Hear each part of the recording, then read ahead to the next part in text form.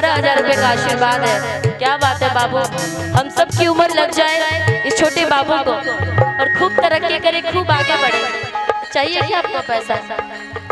अच्छा मैक चाहिए, ये भी सिंगर बनेगा।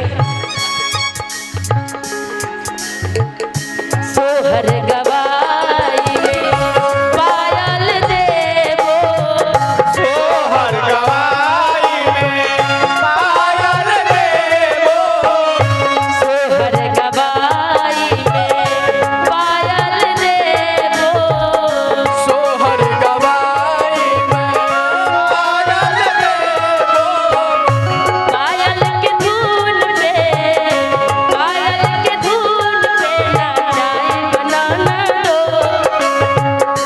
पायल के धूल पे राई बनाना लो, आ बेटा हमारा होला रुको रुको रुको अजीब जी, लेकिन हम चाहेंगे थोड़ा सा आप नाच लीजिए।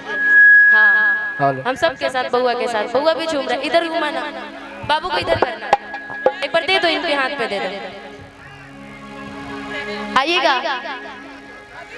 ऐसे हाथ उठा के नाचना है, हाथ उठा के कि हमारा बाबू होई तो तोहरा के